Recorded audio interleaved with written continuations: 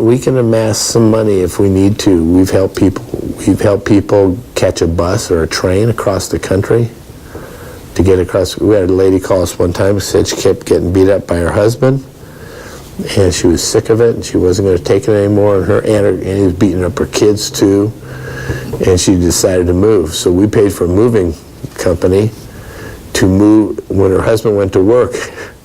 They moved everything into the moving van. They got in their other car and they left. Their husband never heard from him again. His family disappeared. That was the end of him beating up his wife and kids.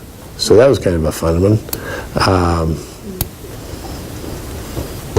So you were going to ask. What was your question? I had a man who needed housing. He wanted a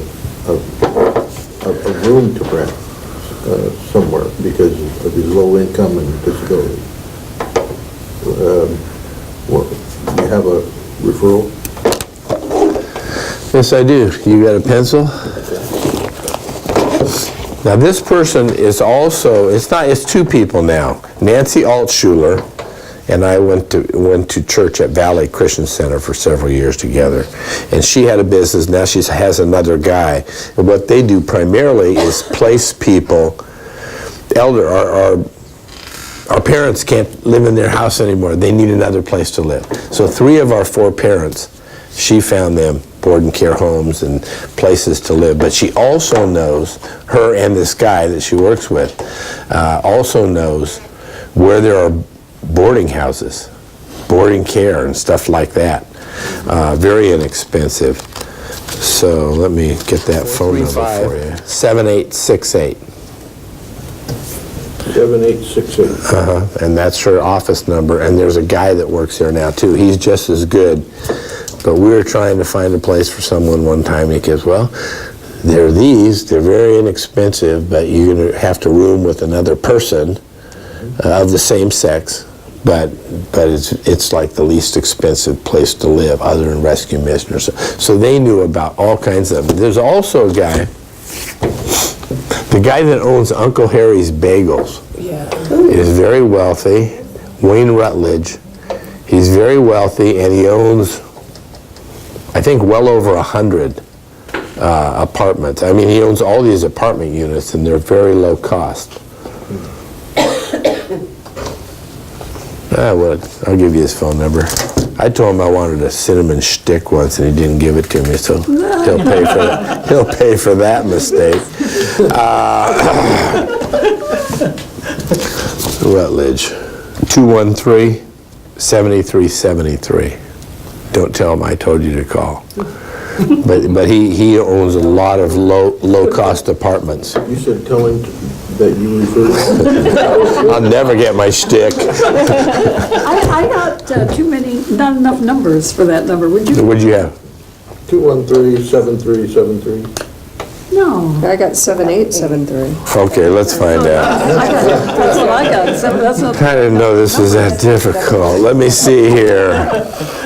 Wayne Rutledge, 213-737373. Oh. No, 7373.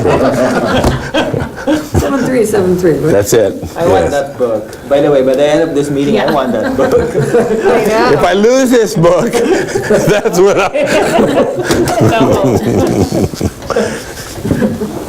Actually, I have my secretary every 3 months copy this book. And so I have a backup. Who's your secretary? Send him one of your backup. That's right. I have my son. My son says, Dad, why are you using that? Why don't you use your phone? You have a smartphone. Why don't you use your phone? I said, okay, let me show you how I use this. I'll say call so-and-so, and then I'll list the things I'm going to talk to him about. Meet with so-and-so, I'll put my agenda in there. So I said, he goes, that's too much information. Use this. He said, don't use this. Any more questions? People that you've helped and you don't know where to refer them. Now we have a guide.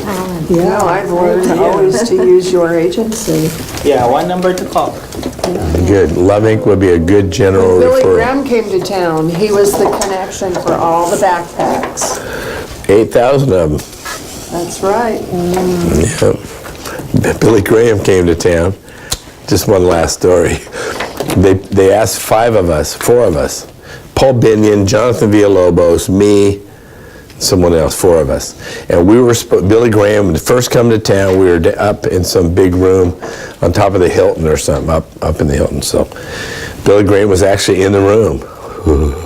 And he was sitting there, and there was a row of chairs, Billy Graham, Cliff Barrows, George Beverly Shea, all these guys sitting in line.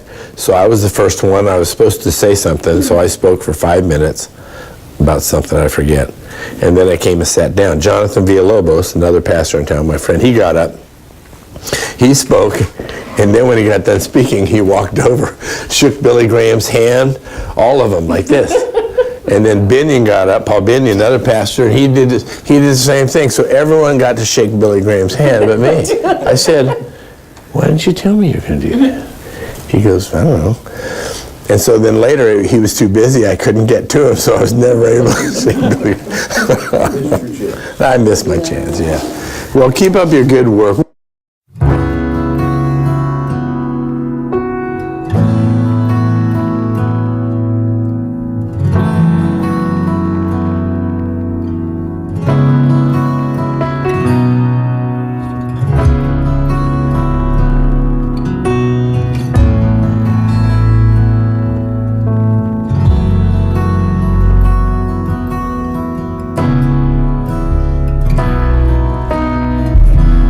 When I walk through deeper waters, I know that you will be with me. When I'm standing in the fire, I will not be overcome.